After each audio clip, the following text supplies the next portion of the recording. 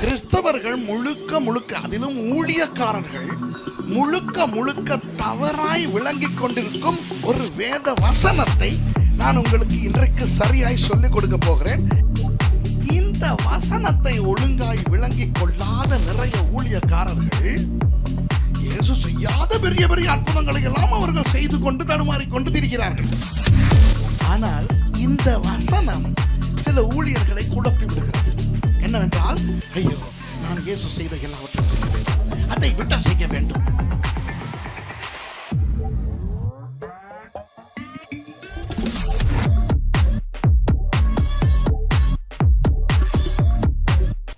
புறஜாதியார் அன்று அந்தியோகியாவிலே கிறிஸ்தவர்களை பார்க்கும் பொழுது அவர்களுக்கு யார் தெரிந்தது? கிறிஸ்து. அதனால் அந்த கிறிஸ்துவினுடையவர்கள் என்று பெயர் வைத்தார்கள். கிறிஸ்தவன் என்ற சொல்லின் அர்த்தம் என்னவென்றால், கிறிஸ்துவினுடையவன், கிறிஸ்துவை போன்றவன், கிறிஸ்துவை போல நடந்து கொள்ளுகிறவன். என்னது? கிறிஸ்துவை உடையவன், கிறிஸ்துவை போன்றவன், கிறிஸ்துவை போல நடந்து கொள்ளுகிறவன். இப்போ அன்பானவர்களே, கிறிஸ்தவன் என்றால் இயேசு செய்த காரியங்களை செய்கிறவன், அவ்வளவுதான். இயேசு செய்கிற காரியங்களை செய்கிறவன். இப்போ இதை பார்த்தவுடன் அல்லது இதை கேட்டவுடன் எல்லா கிறிஸ்தவர்களுக்கும் பெரிய ஆசை என்னவென்றால், கிறிஸ்து செய்த காரியங்களை நானும் செய்ய வேண்டும். கிறிஸ்து என்ன செய்தார்? பிசாசு துரத்தினார், நானும் பிசாசு துரத்த வேண்டும். கிறிஸ்து என்ன செய்தார்? ஆயிரக்கணக்கான ஜனங்களுக்கு பிரசங்கம் செய்தார், நானும் ஜனங்களுக்கு பிரசங்கம் செய்ய வேண்டும். கிறிஸ்து என்ன செய்தார்? நோயாளிகளை சுகமாக்கினார், நானும் நோயாளிகளை சுகமாக்க வேண்டும். இப்படி இயேசு செய்த காரியங்களை செய்ய அவன் ரொம்ப ஆர்வமாக இருக்கிறான். கிறிஸ்தவர்கள் முழுக்க முழுக்க, அதிலும் ஊழியக்காரர்கள் முழுக்க முழுக்க தவறாய் விளங்கிக் கொண்டிருக்கும் ஒரு வேத வசனத்தை நான் உங்களுக்கு இன்றைக்கு சரியாய் சொல்லிக் கொடுக்க போகிறேன். அது ஒரு முன் உரையின் அம்சம்தான், அது அல்ல செய்தி. செய்திக்கு பிறகு வருவோம். யோவான் 14:12, யாராவது பைபிளில் வாசிங்க. யோவான் 14:12 என்ன சொல்லுகிறது என்று. மெய்யாகவே மெய்யாகவே இயேசு என்ன சொல்லுகிறார் என்று வசனத்தை வாசித்து விட்டு அப்புறம் அந்த வசனத்தை எப்படி பிள்ளையாய் அவன் புரிந்து வைத்திருக்கிறான் என்று நான் உங்களுக்கு சொல்லிக் கொடுக்க போகிறேன். இந்த ஃபேன் ஆஃப் பண்ணி விட்டுருங்க. ஓகே, சரி, வாசிங்க தங்கச்சி, கவனிங்க. யோவான் 14:12 வாசிங்க. மெய்யாகவே மெய்யாகவே நான் உங்களுக்கு சொல்லுகிறேன், நான் என் பிதாவினிடத்திற்கு போகிறபடியினால் என்னை விசுவாசிக்கிறவன் நான் செய்கிற கிரியைகளை தானும் செய்வான். நல்லா கவனிங்க. நான் செய்கிற கிரியைகளை இயேசு சொல்லுகிறார். நான் செய்கிற கிரியைகளை தானும் செய்வான். அது மாத்திரமல்ல, வாசிங்க. இவைகளை பார்க்கிலும் பெரிய கிரியைகளையும் செய்வான். தெய்வமே, நான் செய்த கிரியைகளை செய்வான், ஆனால் நான் செய்யாததையும் செய்வான், என்னை விட பெரிய பெரிய காரியங்களையும் செய்வான் என்று. இந்த வசனத்தை ஒழுங்காய் விளங்கிக் கொள்ளாத நிறைய ஊழியக்காரர்கள் இயேசு செய்யாத பெரிய பெரிய அற்புதங்களை எல்லாம் அவர்கள் செய்து கொண்டு தடுமாறிக்கொண்டு திரிகிறார்கள். ஒரு இன்றைக்கு நீங்கள் யூடியூபுக்கு போனால் அந்த யூடியூபில் இருக்கிற கிறிஸ்தவ அசிங்கங்கள் நம்முடைய சாட்சிகளை கெடுத்து கொண்டிருக்கின்றன. இப்போ பாருங்கள் அன்பானவர்களே, ஆவியின் அபிஷேகம் என்பது உண்மை, தேவ வல்லமை என்பது உண்மை, சுகமாக்குவது என்பது உண்மை. நான் முழுக்க முழுக்க பெந்தெகோஸ்தே கிறிஸ்தவன். ஆகவே பெந்தெகோஸ்தே கிறிஸ்தவர்கள் நம்புகிற அத்தனையும் நம்புகிறவன் நான். 79ஆம் ஆண்டிலிருந்து அந்நிய பாஷையை பேசுகிறேன். நான் ஜெபித்து கூட எத்தனையோ நோயாளிகளுக்கு ஆண்டவர் சுகம் கொடுத்தார். நான் ஜெபித்து கூட எத்தனையோ ஜனங்கள் விழுந்து எழும்பி உருண்டு போயிருக்கிறார்கள். அதெல்லாம் உண்மை. இவையெல்லாம் உண்மையாக இருக்கின்ற விஷயங்கள். ஆனால் இந்த வசனம் சில ஊழியர்களை குழப்பி விடுகிறது. என்னவென்றால், ஐயோ, நான் இயேசு செய்த எல்லாவற்றையும் செய்ய வேண்டும், அதை விட்ட செய்ய வேண்டும் என்று சொல்லி சபையிலே ஜனங்களை கூப்பிட்டு வைத்துக்கொண்டு அப்படின்றோம். இந்த பக்கத்தில் 60 பேர் விழுகிறான். அப்புறம் அப்படின்னோடனே இந்த பக்கம் 60 பேர் விழுகிறான். எல்லாம் 4-10 பேர் மேடைக்கு வாங்குறான். மேடையில் ஏறி உட்கார வச்சுக்கிட்டு இப்போ ஊஃப் அப்படின்னா அவன் எல்லாம் விழுகிறான், இப்படி கோடு கீறான், எல்லாம் யூடியூப்ல இருக்கு. இந்த கோட்டை தாண்டி வரப்பார், அவர் வர முடியலையா, அப்படியே அதில் மொட்டிக்கிட்டு அவர் விழுகிறாராம். இந்த மாதிரி கிறிஸ்தவ கிறுக்கர்கள், கிறிஸ்தவ காமெடியர்கள் கிறிஸ்தவ அசிங்கங்களை கிறிஸ்தவமாக்கி கொண்டு எங்களுடைய பெயர்களை நாசமாக்கி கொண்டிருக்கிறார்கள். இப்படிப்பட்ட ஜாம்பவான்களுக்கு இப்போ இங்கேன்னு அவங்க இல்லை, இந்த வந்து நிகழ்ச்சி பிற்காலத்தில் யூடியூப்பில் வருது தானே. அப்போ யூடியூப்பில் இப்படிப்பட்ட ஆள் கேட்டுக்கிட்டு இருக்கோம், இயேசுவை விட அற்புதம் செய்கிறவர். அவரிடத்துல நான் ஒரு கேள்வி கேட்குறேன், நீங்களும் கேட்டுக்கிறீங்க இந்த கேள்வியை. இப்போ யோவான் 14:12 நான் விசுவாசிக்கிற பைபிளில் தானே இருக்குது, இப்போ நீங்கள் விசுவாசிக்கிற பைபிளில் தானே இருக்குது. அது நீங்கள் விளங்கி கொண்டது தான் அதில் சொல்லப்பட்டிருக்கிறது என்றால், இந்த கிறிஸ்தவ ஜாம்பவான் எனக்கு ஒரு காரியத்தை நிரூபித்து காட்ட வேண்டும். என்ன செய்ய வேண்டும் தெரியுமா? இயேசு செய்த காரியங்களை செய்வான் அல்லவா? இயேசு ஒரு தடவை 5 அப்பம் 2 மீன்கள் கொண்டு 5000 ஆண்களை போஷித்தார். அந்த ஆண்கள் போக பெண்கள் பிள்ளைகள் எல்லாம் ஆயிரக்கணக்கில் வந்திருந்தார்கள். வேண்டாம், அவர்தான் டிஸ்கவுண்ட். 5000 பேர்னே நம்ம குறைச்சி கொடுப்போம். இவருக்கு பாவம் தான். இந்த ஜாம்பவான் இப்போ ஒரு அற்புதம் செய்ய போகிறார். என்ன அற்புதம் செய்ய போகிறார்? இயேசு செய்த அற்புதம்.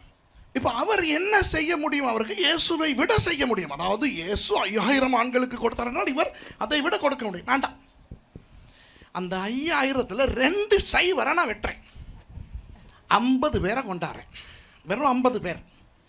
ஆனால் 5 அப்பம் 2 மீன் கொடுத்துருவேன். இஸ்ரவேல் ஒரிஜினல் அப்பம் இயேசு செய்தாரே, அந்த இயேசு பயன்படுத்தின அந்த ரக அப்பம், அந்த ரக மீன். பாஸ்டர் பொங்கைக்கு ஞாபகம் இருக்கா? சாப்பிட்டோமே சிஸ்டர், நல்லா சாப்பிட்டோமே அங்கே. அந்த மீனில் 5 அப்பம் கொண்டாந்தாச்சு. நீ ஒன்றும் 5000 பேருக்கு கொடுக்க வேண்டாம், 50 பேருக்கு இதை கொடு. மிச்சப்பட்ட கூடைகளெல்லாம் நிறைக்க வேண்டாம். அங்கே மிச்சமாக 12 கூடை நிறைய அடைத்தார்கள். அதெல்லாம் வேண்டாம், வேண்டாமே வேண்டாம். நீ மிச்சம் வைக்கவே வேண்டாம். இந்த 5 அப்பங்களையும் 2 மீன்களையும் 50 பேருக்கு கொடுத்து காட்டு. இயேசு செய்ததை விட குறைவாய்த்தானே செய்ய சொல்லுகிறேன். எவ்வளவு குறைச்சிட்டேன் பாருங்க. எவனுக்காவது செய்ய முடியுமா? சவால் விடுகிறேன், எவனுக்காவது செய்ய முடியுமா? முடியாது. இன்னொன்று, கடலில் புயல் வந்தால் எப்படி வரும்? கடலில் புயல் வர்ற மாதிரி வரும். அலை எல்லாம் பயங்கரமாக அடிக்கும். சீஷர்கள் கடலிலே புயலிலே மாட்டிக்கொண்டு உயிரை கையில் பிடித்து கொண்டு பதறிக்கொண்டிருக்கும் பொழுது இயேசு அந்த புயல் அடித்து கொண்டிருக்கும் கடலின் மேல் நடந்து வருகிறார். இப்போ இயேசுவை விட அதிகமாய் செய்ய போகிற பாஸ்டர், கடல்ல எல்லாம் நடக்க வேண்டாம், புயலெல்லாம் நாங்கள் தரமாட்டோம், ஒரு சின்ன ஸ்விம்மிங் பூல், வெறும் 10 அடி தான் அகலம். நான் அந்த கழுத்துலையும் அந்த லைஃப் வெஸ்டையும் மாட்டிடுவேன், ஏன்னா அமிழாமல் இருக்கிறதுக்கு. அதனால பயப்படவும் தேவையில்லை. அங்கேருந்து நடந்து வர தேவையில்லை, வேணும் ஓடி கூட வந்து அந்த அந்த ஸ்விமிங் பூலில் காலை வச்சு அந்த பக்கம் தாண்டிடலாம். இயேசு அப்படியெல்லாம் இல்லை. அவர் லைஃப் ஜாக்கெட் போடலை, அவர் ஓடி வரல, அவர் அந்த புயல் அடித்த அந்த கடலில் அழகாய் நடந்து வந்தார். நான் ஒரு பிரச்சனை இல்லாத ஸ்விமிங் பூல் தான் தரப்போகிறேன். அந்த 10 அடியில் இவர் கொஞ்சம் வேகமாக சரி நடந்து அந்த பக்கம் போயிட்டு காட்டணும். எத்தனை பாஸ்டருக்கு இதை செய்ய முடியும்? செய்ய முடியுமா? அதிலிருந்தே என்ன தெரியுது? இந்த வசனம் என்னத்தையோ இடிக்குது. இப்போ இயேசுவானவர் சொன்னது உண்மையிலேயே அதுதான் என்றால், தமிழிலே வாசிக்கும் பொழுது நமக்கு புரிந்தது அதுதான் என்றால் நடக்க வேண்டுமே. இப்போ நான் முதல் நான் பிரசங்கம் செய்தது 1981ஆம் ஆண்டு. இப்போ எத்தனை வருஷமாக நான் பிரசங்கம் பண்ணிக்கிட்டு இருக்கிறேன்? 81லேருந்து 2017 வரைக்கும் எத்தனை வருஷம்? கணக்கு ஓடாது எனக்கு. 36 வருஷம் பிரசங்கம் பண்ணுறேன். நான் முழு நேர பாஸ்டர் ஆகி 31 வருடங்கள். 1986ஆம் ஆண்டு February 10 நான் பாஸ்டர் ஆனேன். 31 வருஷம் பாஸ்டராக இருக்கிறேன். ஸ்விம்மிங் பூலில் ஒழுங்காக நீந்தி கூட போகிறதுக்கு கஷ்டமாக இருக்குது. நீந்தும் போதே களைப்பு வந்துடுது. வணங்குதா? 5 அப்பம் 2 மீனை 10 பேருக்கு கொடுக்குறதே கஷ்டம். ஏன்னா ஒரு அப்பத்தை 2 பாதியாக பிரித்தோன்னா எல்லாருக்குமே பத்தாமல் போயிடுது. அப்போது இதில் ஏதோ ஒன்று இருக்கிறது அல்லவா, இயேசுவை போல மாற வேண்டும் என்று நினைக்கும் பொழுது எல்லாரும் நினைப்பது எதை தெரியுமா? இயேசு செய்தது போல அற்புதம் செய்ய வேண்டும், இயேசு செய்தது போல பிசாசுகளை துரத்த வேண்டும், இயேசு செய்தது போல ஆயிரக்கணக்கான ஜனங்களுக்கு பிரசங்கம் செய்து அவர்களை ரட்சிப்புகளை கொண்டு வர வேண்டும் என்று. இதெல்லாம் முடியாது. இந்த இயேசுவை போல செய்வது, இயேசுவை விட செய்வது, இதெல்லாம் சாத்தியமல்ல. இயேசு இயேசு அவர் செய்வதெல்லாம் நமக்கு செய்ய முடியாது. அதனால தான் 5 அப்பம் 2 மீன்கள் கொண்டு 50 பேருக்கு சாப்பாடு கொடுத்து பார், ஸ்விம்மிங் பூலிலே நடந்து பார் என்றெல்லாம் நான் சொல்லுகிறேன். முடியுமா? முடியாது. இன்னும் எத்தனையோ உதாரணங்கள் இருக்கிறது. இப்போது இயேசுவானவர் ஒரு சிறு பெண்ணை பார்த்து தலி தாகுமி என்று சொல்லி அவளை உயிரோடு எழுப்பினார். லாசரு மரித்து போய் 4 நாட்களுக்கு பிறகு எழுப்பினார். நிறைய பாஸ்டர்மார் வந்து இயேசுவை விட அதிகமாக செய்கிறார்கள். எப்படி என்றால், இவர்கள் போய் ஜெபித்துட்டு வந்தால் அவன் செத்தே போகிறான். இயேசு அப்படி செஞ்சு ஒரு நாள் நடக்கலே. அந்த விதத்தில் நெகட்டிவ் விஷயத்தில், எதிர்மறையான விஷயத்தில் இயேசுவை விட அதிகமாக நம்மால் செய்கிறான். ஆனால் நல்ல விஷயத்தில் இயேசுவை போலவோ அதை விடவோ நாம் செய்ய முடியாது. அப்போ இந்த யோவான் 14:12 இயேசு சொன்னது எதை சொல்லுகிறார்? அந்த கிரேக்க மொழியிலே என்னை விட அதிகமாக என்பது எதை குறிக்கும் தெரியுமா? எண்ணிக்கை அடிப்படையிலே.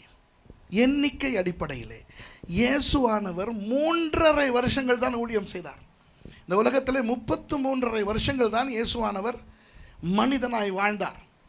அவருடைய ஊழியத்தை 30 வயதில் தொடங்கினார். 33 வயதில் சிலுவைக்கு போய்விட்டார். அவர் 3 ஆண்டுகள் செய்தார்.